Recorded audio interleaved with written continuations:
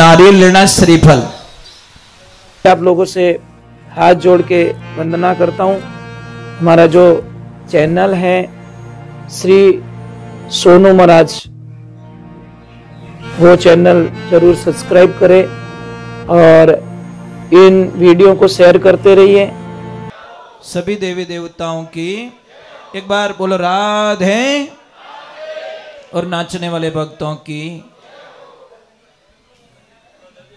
एक बात थोड़ा व्यापारी वर्ग के लिए, थोड़े आवाज मत कर जो, थोड़ी मेहरबानी कर जो। मैं आपसे एक निवेदन कर रहा हूं व्यापारी वर्ग के लिए, जिनको विश्वास है वो ही करे, जिनको विश्वास है वो ना करे। इतना ख्याल रखे, नहीं तो आपका टाइम बर्बाद हो जाएगा। जिसको भी कोई धंधे की प्रॉब्लम है, चाहे घर के क्लेश की कोई प्रॉब्लम है या अशांति का वातावरण है, तो अमावस्या पड़ेगी उस दिन शाम के टाइम में एक नारियल लेना श्रीफल, उसको थोड़ा छील देना और थोड़ी चोटी रखते ना हम लोग एक साइड में, पूरे घर के बाहर निकलिए और घर के सामने मुंह करके उसको नारियल को 21 बार ऐसे मेन गेट पे घुमा के, राइट घुमाना, क्लॉकवाइज राइट, ऐसे मत घुमा देना, राइट घुमा के उस नारियल को वहीं तोड़ दो।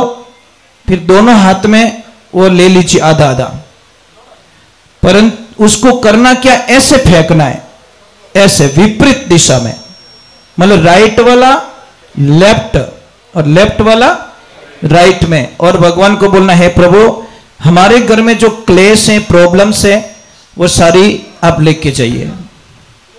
और किसी को धंधे की कोई प्रॉब्लम है तो आंवले का जो वृक्ष होता है उसके पास में जाओ, थोड़ी हल्दी चढ़ाइए और दोनों हाथों में पानी लेकर ऐसे कलश को लीजिए, पूर्व की तरफ मुंह करना ईस्ट फेस में, और उसमें पानी चढ़ाना है आंवले के पेड़ में हल्दी के ऊपर, और एक नाम बोलना हरि हर महादेव। खाली महादेव नहीं, हरि हर महादेव बोल के वो नारियल उसमें आंवले में पानी चढ़ाना। आप कल्पना नहीं कर सकोगे कि हमारे घर में इतना अच्छा, हमारा धंधा इतना अच्छा चल रहा है, बढ़िया चल रहा है और अच्छा चल रहा है।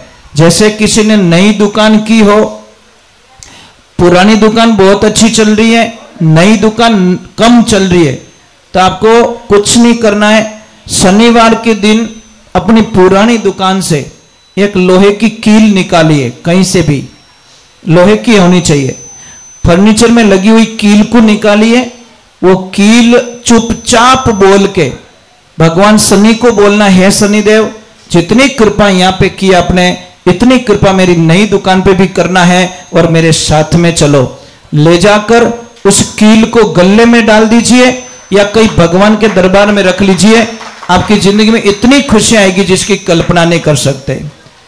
जिसके भी बच्चे पढ़ाई में कमजोर है, पढ़ाई में कई लोगों को बहुत सारी प्रॉब्लम्स होती है, बच्चे को याद नहीं रहता, बच्चे पढ़ना चाहते परंतु भूल जाते, पढ़ना चाहते परंतु भूल जाते। उस बच्चे के लिए क्या करना है, पूर्णिमा के दिन कोई देसी गौ रखता हूं, देसी गाय माता वो नहीं चाहिए, जर्सी गाय, देसी गाय, वहां पे जाइए, आपके सामने उसको बोलिए कि अब इसका दूध मुझे चाहिए, थोड़ा बछड़े को पीने दो, और उसको इतनी रिक्वेस्ट करनी है कि मुझे आगे वाले थन है ना उसका दूध चाहिए, पीछे वाले नहीं, आगे वाले थन का दूध निकालिए और दूध निकाल के घर पे लाइए पूर्णिमा के दिन।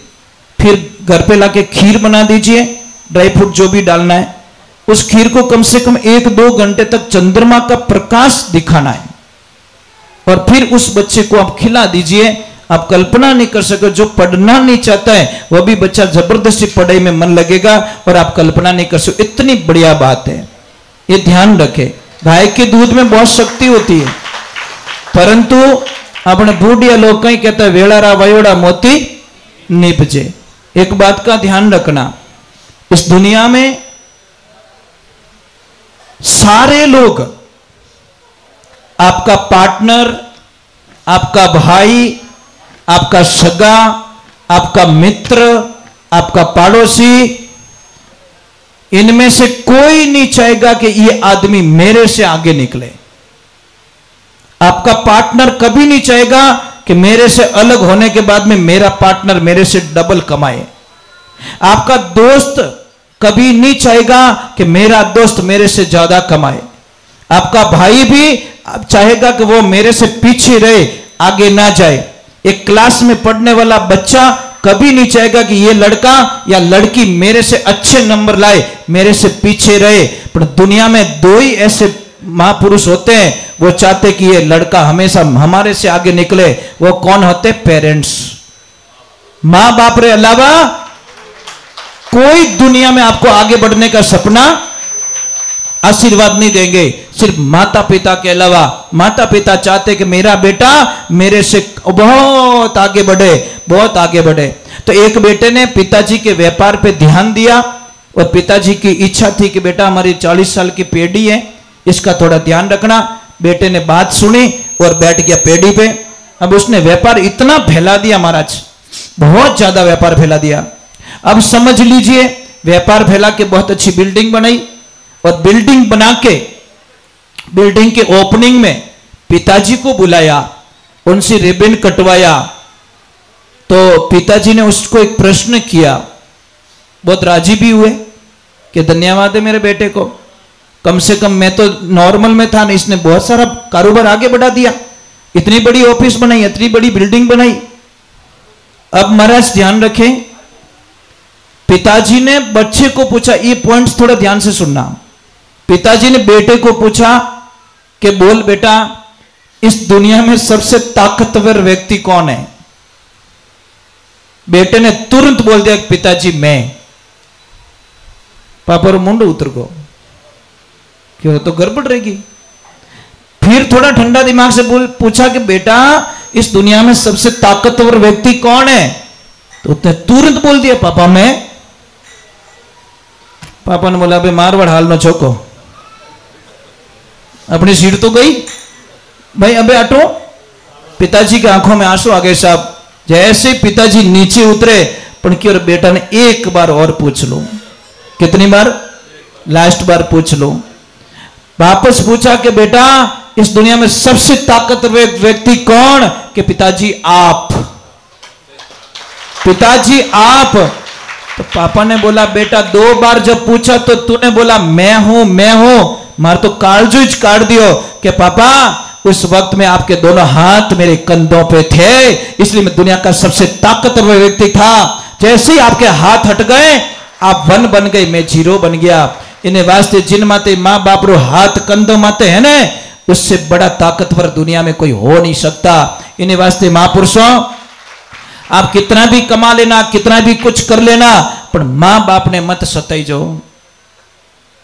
बेचा बोटो रियो, कोई बोलता हमारे बिल्डिंग आई, कोई के गाड़ी आई, कोई के बो आयो, कोई के कंपनी आई, और एक भोलो आदमी के गेला मारे को ने मारी मां आई रे, मैं दुनिया में सबसे लकी आदमी हूं, मेरी मां मुझे मिल गई।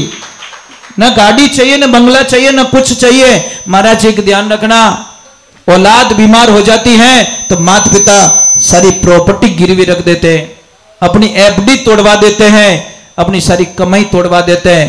पर जब पापा मम्मी बीमार रहे तो सब थोड़ी शंकाएं घुस जाती है।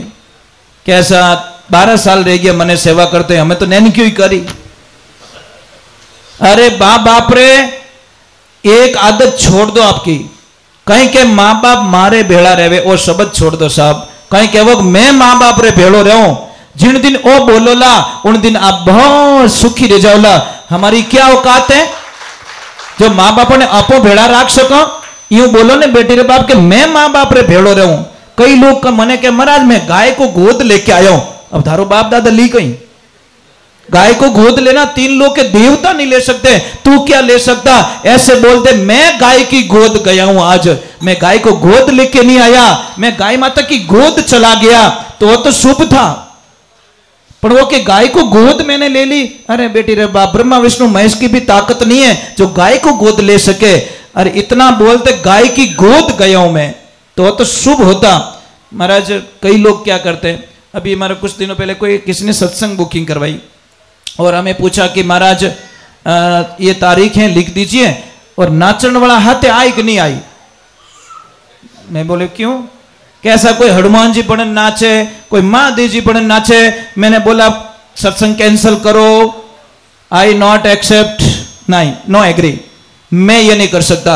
अरे मारी कई औकात जो हनुमान जी नचाई सकूं, मारी कई औकात जो महादेव जी ने मैं नचाई सकूं। अरे भोला आदमी थोड़ा तो दिमाग यूज करो, महादेव जी को मैं नचाऊंगा, मैं इतना बड़ा बन गया क्या, मैं हनुमान जी को नचाऊंगा, मैं माता जी को नचाऊंगा। अरे क्या खेल कर रहे हो तुम लोग। माता जी हम थे नाचो भाई, महादेव जी हम थे नाचो, हनुमान जी हम थे नाचो, तो थारो बेड़ो पार होवे, नहीं तो आज होवे ने कोई काल होवे। हम तो भैरू जी के सामने, भैरू जी के वो पता नहीं क्या क्या बन के भैरू जी को नचा रहे हैं। इतने बड़े हो गए हम लोग कि भगवान को नचाने लग गए। साहब ये बहुत ही गलत चीज है, इन्हें वास्ते ये सारी बंद होना चाहिए, ये अच्छी बात नहीं है। भगवान की हंसी उड़ती है, भगवान की मजाक उड़ती है साहब, और हम एग्री करते तालियां बजाते हैं, मजा आता है। मैंने बोला ना मजा मत लीजिए, मजा थोड़ी देर का है, आनंद लीजिए। चलो एक बार जय बोलते, बोले आई मात की, बोले नवदुर्गे मात की।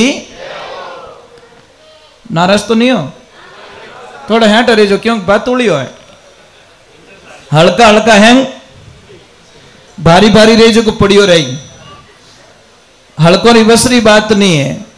साहब मेरे गुरुजी ने क्या बोला कि बेटा जीवन चाहे 2 दिन का ही हो, पर होनो चीजें आनंद रो।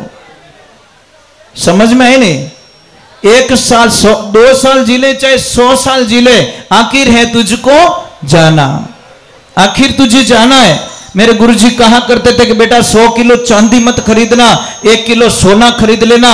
तो अज्ञानी थे, मूर्ख थे हम लोग। जाके गुरुजी को बोला 99 किलो का घाटा क्यों करवा रहे हो। गुरुजी ने बोला 1 किलो सोने का 60 लाख बनता है, 100 किलो चांदी रही 60 लाख बने, तो 99 किलो बोझ लिया क्यों फिरे। समझ में आ गया। तो हमने 100 झूठ बोलने से बढ़िया एक सच बोल के मरा जाए, आनंद उसी में होता है महाराज। क्यों रोज मरूं यार, रोज झूठ बोलूं, रोज मरो, इससे बढ़िया एक दिन मर जाए, क्या फर्क पड़ेगा। पर तो मरना अच्छा है यार, मरना स्वामी विवेकानंद जी का जैसा होना चाहिए, मरना महाराणा प्रताप जैसा होना चाहिए, मरना शिवाजी जैसा होना चाहिए, मरना महारानी लक्ष्मीबाई जैसा होना चाहिए, मरना सुभाष चंद्र बोस जैसा होना चाहिए, मरना भगत सिंह जी जैसा होना चाहिए। आनंद उसको कहते, संसार में आए कीड़े मकोड़ों की जैसे मर गए, उसको मौत नहीं कहते।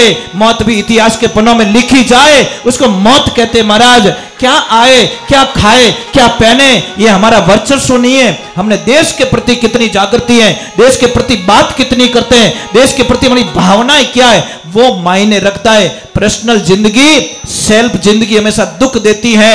और जब आप आउट जाते हो, देश का सोचते हो, मातृभूमि का सोचते हो, तो आनंद कुछ और आता है। ये जिंदगी में ध्यान रखिए। अरे 2 दिन का जीवन यार।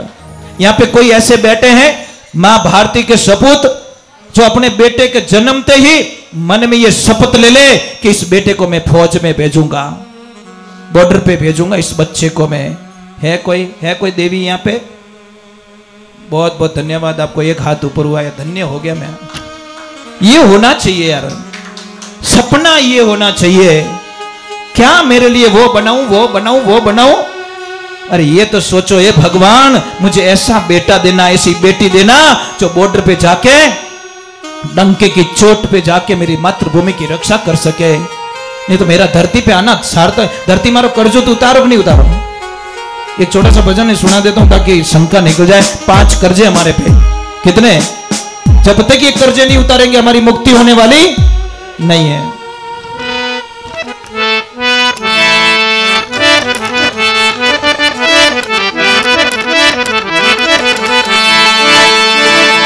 बोलिए श्री भगवान की, बोलिए आई मात की। सूरा होना सेज है, सूरा होना सहज है, तो घड़ी